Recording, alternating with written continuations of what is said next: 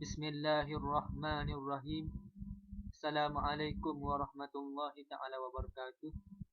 Jadi insya-Allah pada hari ini saya akan membentangkan tentang tugasan Manahij Al-Adillah fil Al-Kalam yang bertajuk Kitab Akidah Ahlussunnah wal Jamaah Terjemah dan Syarah Akidah Al-Awwam.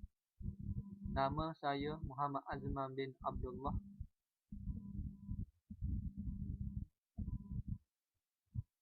Pengenalan kitab ini. Tugasan ini membincangkan secara ringkas berkenaan dengan kitab Akidah Ahlussunnah wal Jamaah Terjemah dan Syarah Aqidatul Awwam yang dikarang oleh K.H. Muhyiddin Abdul Samad yang merupakan seorang tokoh ulama yang disegani di Jambi, Jawa Timur, Indonesia pada sekitar tahun 1999.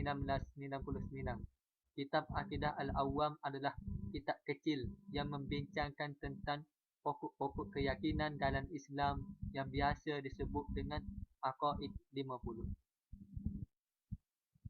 Okey, biodata K.H. Muhyiddin Abdul Samad. Beliau dilahirkan di Jambi, Jawa Timur pada 5 Mei 1955. Beliau berkahwin dengan Hajah Fatimah MPD dan dikurniakan 3 orang cahaya mata. Beliau mendapat pendidikan di Pondok Pesantren Darussalam Jember dan beliau mendapat bimbingan dari K.H. Umar dan K.H. Khatib Umar pada tahun 1966 sehingga 1973. Pada tahun 1973 sehingga 1980 beliau belajar di Pondok Pesantren Sidogiri Pasuruan asuhan K.H. Khalil Nawawi. Seterusnya beliau mengikuti pengajian kadir Ahlussunnah wal Jamaah di bawah bimbingan K.H. Khairun Al-Husain dan K.H. Basari Alwi pada tahun 1975 sehingga 1977.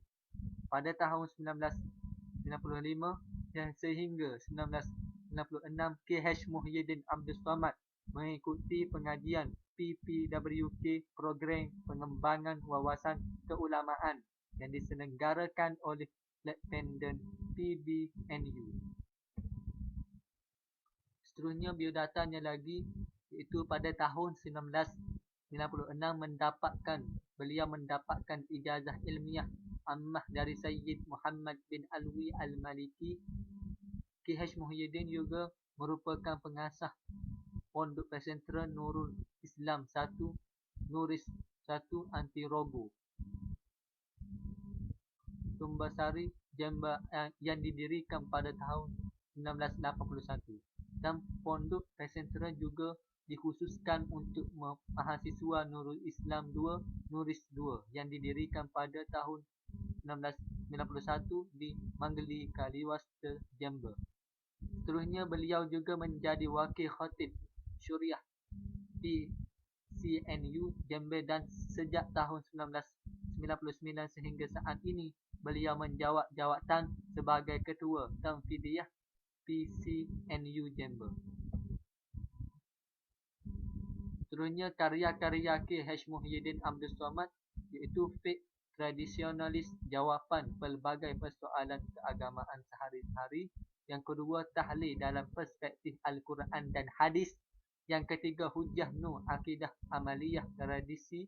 Yang keempat, Al-Hujjah Al-Qat'iyyah fi Syihad Al-Muttaqadat Al-Tuwal Al-Amaliyat An-Nahdiliyah. Yang kelima, Akidah Ahlussunnah wal Jamaah Terjemah Syarah Aqidatul Awam. Yang keenam, salatlah seperti Rasulullah, dalil kesahihan solat Ahlussunnah wal Jamaah. Yang ketujuh, etika bergaul di tengah gelombang perubahan. Yang ke-8, manajemen qalbu. Yang ke-9, arjuman amaliyah di bulan Sya'ban dan Ramadan.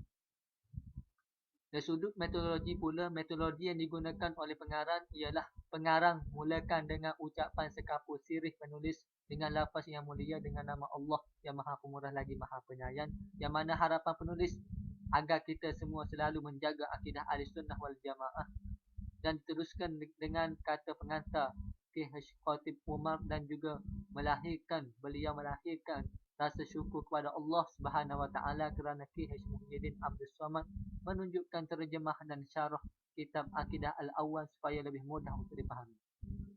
Seterusnya, metodologinya turut menyentuh tentang teks Akidah Al-Awwal yang membincangkan tentang pokok-pokok keyakinan dalam Islam yang biasa disebut dengan Aqaid 50. Seterusnya kita masuk kepada kandungan kitab Akidah Ahlussunnah wal Jamaah, terjemah syarah Aqidatul Awam. Yang pertama iaitu ilmu tauhid dan dasar-dasarnya. Pengarang membincangkan tentang topik yang paling asas iaitu ilmu tauhid dan dasar-dasarnya. Antara perkara yang dibincangkan iaitu pengertian ilmu tauhid. Selain itu terdapat juga perkara yang dibincangkan tentang pentingnya belajar ilmu tauhid, yang mana ilmu tauhid adalah ilmu yang sangat penting bagi setiap muslim. Selain itu pengarang juga membincangkan pengertian ahli sunnah wal jamaah, yang mana dalam istilah masyarakat Indonesia bagi perkataan ahli bererti keluarga, golongan atau pengikut. Ahli sunnah ialah segala sesuatu yang telah diajarkan oleh Rasulullah sallallahu alaihi wasallam.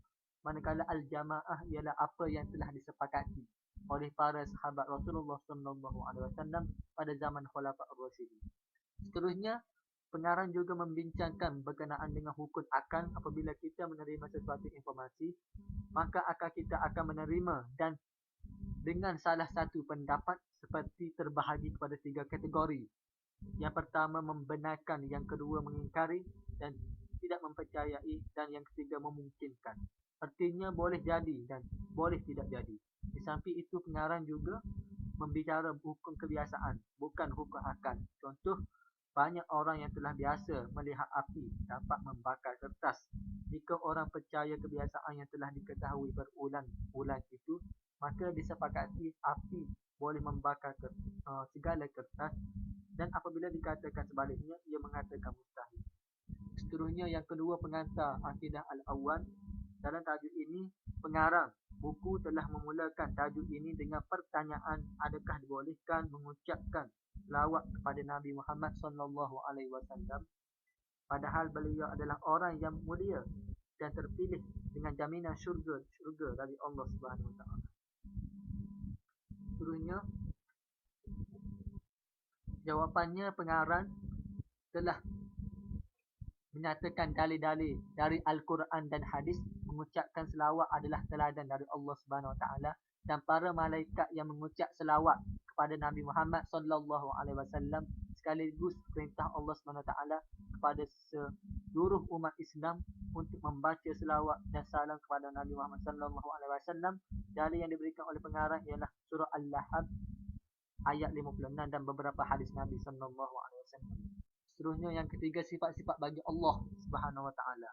Dalam tajuk sifat-sifat bagi Allah Subhanahu Wa Taala ini, pengarang buku ini telah menyatakan secara ringkas tentang sifat 20, iaitu berkenaan dengan wujud, kidan, baqa', mukhalafatuhu lil hawadis, qiyamuhu bi nafsihi, wahdaniyah, qudrat, iradat, ilmul hayat, sama', basar, kalam, qadirun, muridan, aliman, hayyan, sami'an, basiran, mutakalliman. Itu beberapa sifat 20. Dan seterusnya, pengarang juga telah menimbulkan tanda tanya yang menyatakan mengapa sifat Allah ada 20, dan menyatakan secara ringkas tentang sifat jaiz bagi Allah Subhanahu Wa Taala. Setakat itu saja daripada saya, dan seterusnya saya serah kepada sahabat saya. Wallahu a'lam. Bismillahirrahmanirrahim. Seterusnya, kandungan kitab Aqidah Ahlussunnah wal Jamaah, terjemah dan syarah Aqidah Al-Awam ini membincangkan tentang sifat-sifat para nabi. Dalam membahaskan sifat-sifat para nabi ini terbahagi kepada 3, iaitu sifat wajib, harus dan mustahil. Sifat wajib bagi Rasul terbahagi kepada 3, iaitu yang pertama, sifat as-siddiq, iaitu jujur. Maksudnya setiap Rasul pasti jujur dalam ucapan dan perbuatannya. Setiap Rasul pasti jujur dalam pengakuan atas kerasulannya. Maka yang disampaikan pasti benar, iaitu kerana ianya adalah bersumberkan daripada Allah Subhanahu Wa Taala. Sifat wajib yang kedua adalah tabligh. iaitu menyampaikan. Setiap Rasul menyampaikan apa yang diterima oleh Allah Subhanahu Taala. Jika Allah memerintahkan Rasul itu menyampaikan wahyu, seorang Rasul pasti menyampaikan wahyu tersebut kepada kaumnya. Yang ketiga, sifat wajibnya adalah amanah. Maksudnya setiap Rasul itu dapat dipercayai dalam setiap ucapan dan perbuatannya, kerana Rasul tidak mungkin melakukan perbuatan yang dilarang dalam agama. Begitu juga dalam hal yang melanggar etika. Sifat keempat bagi Rasul adalah hafanah, iaitu bijaksana.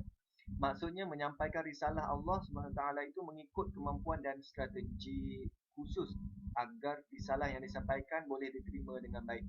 Selain itu juga, para Rasul bersifat maksum, iaitu terpelihara, iaitu para Nabi dan Rasul adalah orang-orang yang sentiasa dijaga oleh Allah SWT dari perbuatan yang mendatangkan dosa. Mereka dipelihara oleh Allah sejak kecil lagi. Sebelum mereka menyebarkan risalah Allah SWT, para Nabi dan Rasul adalah orang yang selalu melaksanakan perintah Allah SWT dan menjauhi larangannya. Seterusnya adalah sifat harus bagi Rasul merujuk kepada sifat kemanusiaan bagi Rasul. Walaupun sebagai seorang utusan Allah SWT, yang lain para Rasul Allah juga memiliki sifat sebagaimana manusia biasa. Contohnya seperti makan, minum, tidur dan sebagainya. Demikian juga sifat-sifat mustahil bagi Rasul adalah sifat yang tidak mungkin ada pada Rasul, iaitu sifat yang berlawanan dari sifat wajib bagi Rasul tadi, iaitu kidzib, iaitu dusta, khianat, iaitu tidak boleh dipercayai. Yang ketiga, khidmat, iaitu menyembunyikan wahyu, dan baladah, iaitu bodoh. Sebahagian ulama mengatakan bilangan Rasul mencapai jumlah 315 Rasul, sedangkan Nabi Allah SWT mencapai 124,000. Nabi dan Rasul Allah yang wajib diketahui berjumlah 25 orang sahaja.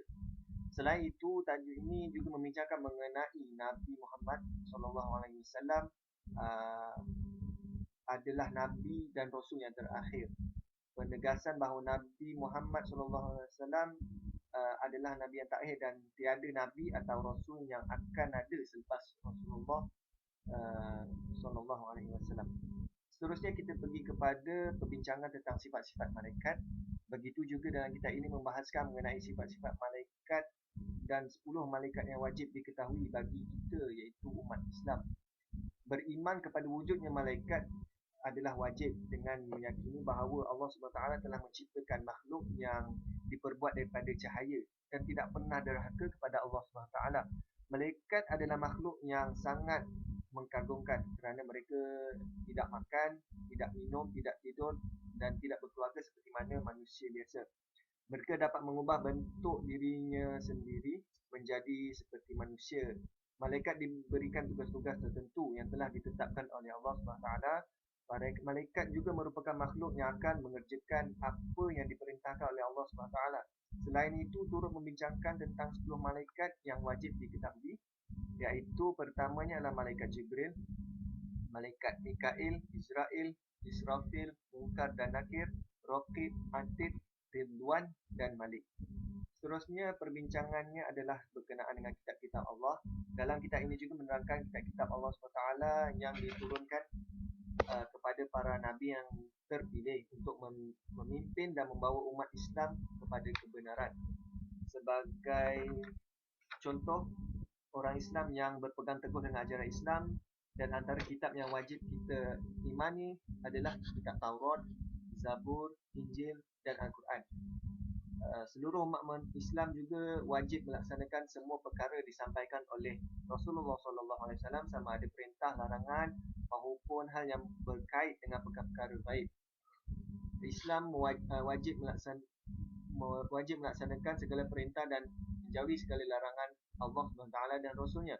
Kita juga dituntut untuk beriman dengan perkara gaib. Kita wajib percaya bahawa akan adanya hari akhirat dan segala keajaiban yang terjadi pada hari berkenaan.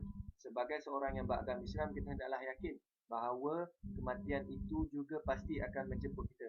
Apabila seseorang itu mati, maka kita akan menjalani kehidupan di alam kubur. Seterusnya adalah beberapa kewajipan bagi orang mukallaf. Uh, Dalam pembincangan ini menjelaskan